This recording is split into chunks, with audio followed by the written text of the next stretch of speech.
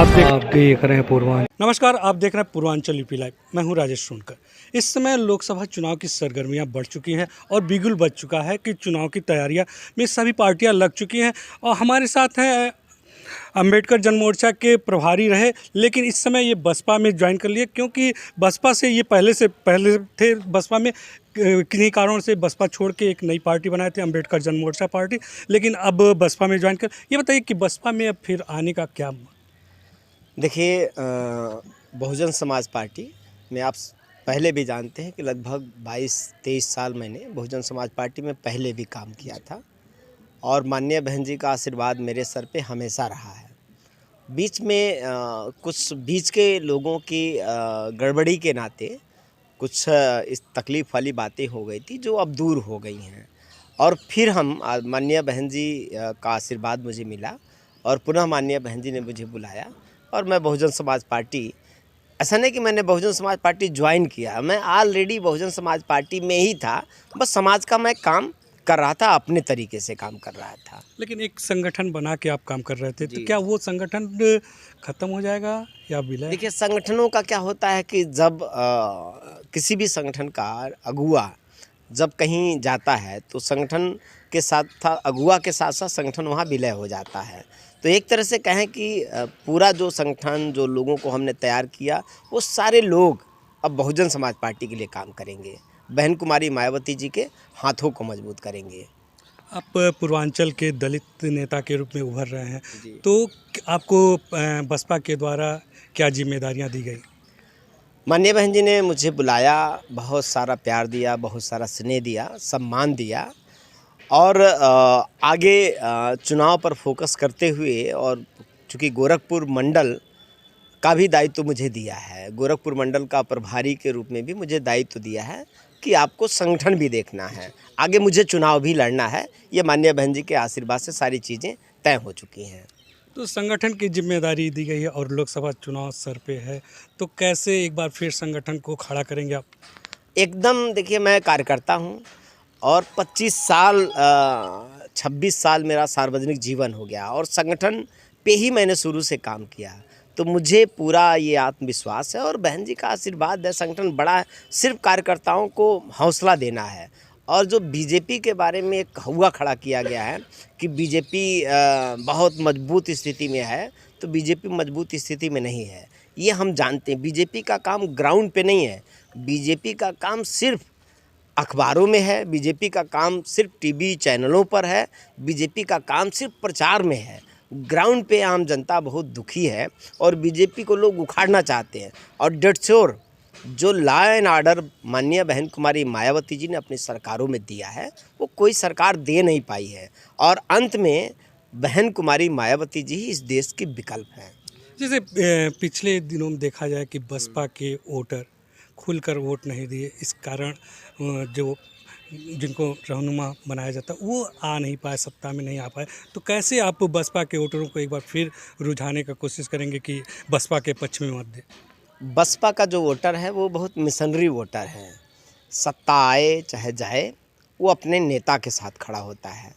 बहन जी नए सिरे से सारी चीज़ों को इस्टेब्लिश कर रही हैं और बहुत मजबूत स्थिति में अब कार्यकर्ताओं को भी उत्साह बढ़ाया जा रहा है और जितने भी लोग इधर उधर हुए थे, उन सारे लोगों को माननीय बहन जी पूरा सम्मान के साथ बुला रही हैं, जिन लोगों ने संगठन को कभी धार दिया था।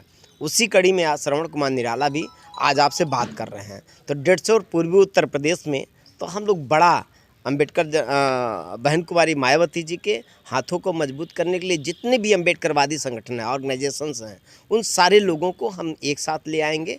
उन सारे लोगों से बात हो रही है और जो हमारा बहुजन समाज पार्टी का संगठन है, अगर कहीं से भी उसमें कार्यकर्ताओं में थोड़ी सी भी निष्क्रियता अगर आ गई है, तो पूरी ऊर्जा देकर के उनको हम लोग आगे मजबूती से स्थापित करेंगे। कहा यह भी जा रहा था कि बीते दिनों कि बसपा भाजपा की बी पार्टी के रूप में उभर के आ रही है।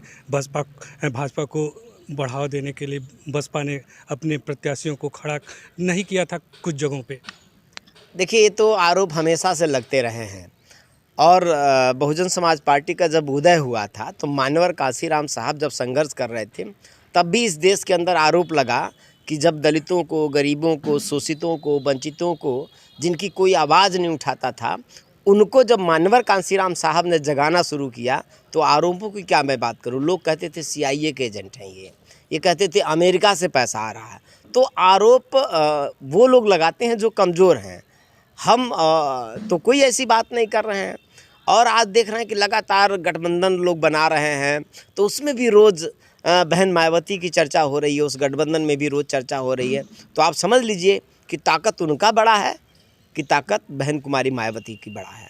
तो ये सब सारी चीज़ें बहुत स्पष्ट हैं। चुनावी बिगुल बज चुका है, लेकिन बसपा अपना भी पत्ता नहीं खोला है बहुत सारी जगहों पे। तो क्या लगता है कैसे बसपा के जो वोटर हैं वो किसको चुनेंगे, कैसे?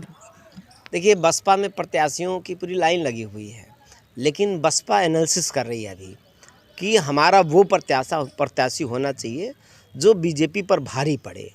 बहुजन समाज पार्टी का संगठन बहुत ग्रास रूट पे काम करता है और बहुजन समाज पार्टी का वोटर कभी हल्ला नहीं करता है, लेकिन जब रिजल्ट आता है, चमत्कारिक रिजल्ट होते हैं। आपने देखा कि 2007 में बहुजन समाज पार्टी की पूर्ण बहुमत में सरकार बनी थी। चुनाव हो रहा था तो चुनाव के दौरान कोई समझ नहीं पाया कि बहुजन समाज पार्टी की सरकार बनने जा रही है और प्रचंड बहुमत की सरकार बनी थी। तो बहुजन समाज पार्टी में ये प्रत्याशियों का चयन लोग लंबी लाइन लगा के खड़े हैं।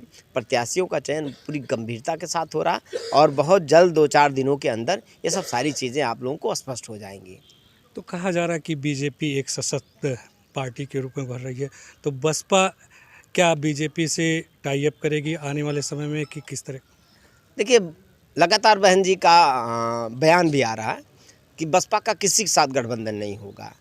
ये गठबंधन के लिए दूसरे लोग ज़्यादा परेशान है। वो लोग अपने कार्यकर्ताओं से ये र्यूमर फैलवा रहे हैं कि बसपा का गठबंधन होने जा रहा है और अन्य स्रोतों से भी वो र्यूमर फैलाने की कोशिश कर रहे हैं और सिर्फ उनकी ये कोशिश है कि ये गठबंधन का र्यूमर फैला के बहुजन समाज पार्टी के कार्यकर्ताओं को थोड़ा सा वो शिथिल करना चाहते हैं। जो बहुजन समाज पार्टी का हर कार्यकर्ता इस साजिश को समझ रहा है और गठबंधन तो किसी से होना नहीं है। हमारी लड़ाई सीधी होगी, बहुजन समाज पार्टी सीधी लड़ेगी और अकेले, जैसा माननीय बहन जी लगातार ये कह भी रही हैं कि हम अकेले लड़ेंगे, तो कोई कन्फ्यूज़न नहीं है। जो हमारी नेता का निर्णय है वो हम सब लोगों का निर्णय है और बहन जी ने ये जो फैसला लिया है वो पार्टी हित में, और बहुजन समाज पार्टी राजनीतिक पार्टी बाद में, मिशन पहले है ना। हम वैचारिक आधार पर कोई समझौता नहीं करेंगे। जैसा कि आप मंडल प्रभारी बनाए गए हैं, तो मंडल प्रभारी की जिम्मेदारी बढ़ जाती है, लोगों को खड़ा करना, संगठन को खड़ा मजबूत करना। और इस समय भी जो चुनावी मुद्दे हैं, तो क्या रहेंगे चुनावी मुद्दे आपके?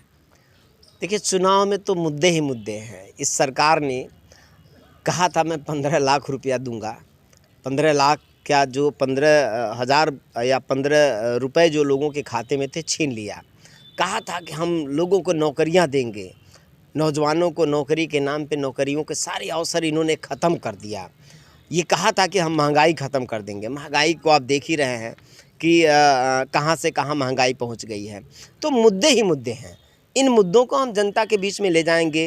रोज़गार का सवाल है, लाइन आर्डर का सवाल है, महंगाई का सवाल है, बेरोज़गारी का सवाल है, गरीबी का सवाल है। ये सारे मुद्दे ही मुद्दे हैं जो हम जनता के बीच में बताएंगे कि ये लोग प्रचार में अपने करोड़ों रुपया, सैकड़ों करोड़, हज़ारों करोड़ रुपया खर्च कर रहे हैं, लेकिन जनता की बेहतरी के लिए कोई इनके पास योजना नहीं है।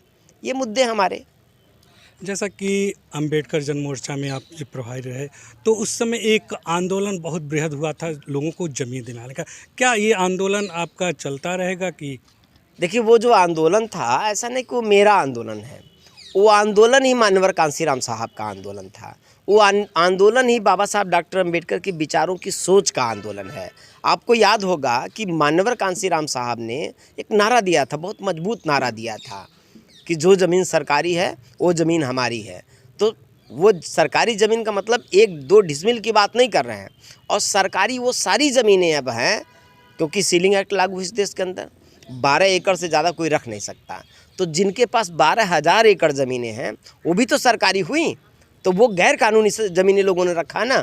इसलिए मान्यवर कांसीराम साहब ने कहा कि बहुत सारी ज़मीनें इस देश के अंदर, ज़मीन में हिस्सेदारी सबको मिलना चाहिए। तो ये मेरा कोई मुद्दा नहीं है, वो कल भी मुद्दा था और आज भी मुद्दा है और आगे भी मुद्दा रहेगा। अगर श्रवण कुमार निराला को मौका मिलता है तो उस मुद्दे पर और मजबूती से, अब तो माननीय बहन जी का आशीर्वाद मिल गया है, अब तो माननीय बहन जी का सरपरस्ती मिल गया, तो उस मुद्दे पर और मजबूती से लड़ेंगे हम लोग। एक आखिरी सवाल, आपको मंडल प्रभारी बना दिया गया, क्या चुनावी मैदान में भी उतरने का मन है? बिल्कुल, चुनाव तो मैं पहले भी लड़ा था और आगे भी मैं चुनाव लड़ूंगा। आगे माननीय बहन जी का आदेश बहुत जल्दी आप सब लोगों के सामने आ जाएगा, स्पष्ट हो जाएगा। अभी बहरहाल बहन कुमारी मायावती जी ने मुझे गोरखपुर मंडल का मंडल प्रभारी का दायित्व दिया है। मुझे अब अभी तत्काल में मेरे सामने ये चुनौती है और ये मेरी जिम्मेदारी है कि मैं गोरखपुर मंडल के संगठन को कितना सक्रिय कर सकता हूँ, सक्रिय करने की कोशिश कर रहा हूँ। बाकी जो चुनाव लड़ने वाले प्रत्याशी हैं उन पर बेहतर होमवर्क करके बेहतर से बेहतर प्रत्याशी जो समाज के बीच में रहता हो, समाज के लिए लड़ता हो, ऐसे लोगों को हम लोग प्रत्याशी के रूप में सामने लाना चाहते हैं। अभी मेरा उसी पे काम है। उत्तर प्रदेश या मंडल में जो बात किया जाए तो कितने सीट आप अपने पक्ष में लाने का? देखिए, कोई भी पार्टी, कोई भी राजनीतिक पार्टी चुनाव लड़ती है तो चुनाव जीतने के लिए लड़ती है।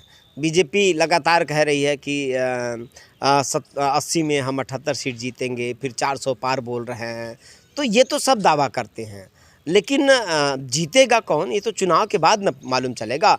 और हर सीट जब पार्टियां लड़ती हैं तो जीतने के लिए लड़ती हैं, कोई पार्टी हारने के लिए नहीं लड़ती है। लेकिन अंतिम निर्णय तो जनता का है और वोट तो जनता देती है। उसके मन में क्या है ये बात तो तब सामने आएगी ना जब चुनाव हो जाएगा। तो चुनाव, अगर हम पॉलिटिकल पार्टी हैं तो चुनाव लड़ रहे हैं तो हम भी 100% जीतने के लिए लड़ रहे हैं। ये थे अम्बेडकर जन मोर्चा के प्रभारी रहे लेकिन अब बसपा में शामिल हो गए श्रवण कुमार निराला जी, जिन्होंने एक संगठन को मजबूत बनाने के लिए अपनी पूरी रणनीति बताई है। किस तरह से ये संगठन को मजबूत बनाए, कह रहे हैं कि सभी पार्टियां लड़ने के लिए, चुनाव जीतने के लिए होती है। अब ये तो मतदाता ही बताएगा कि किस पार्टी को कितना मत दिया जाएगा।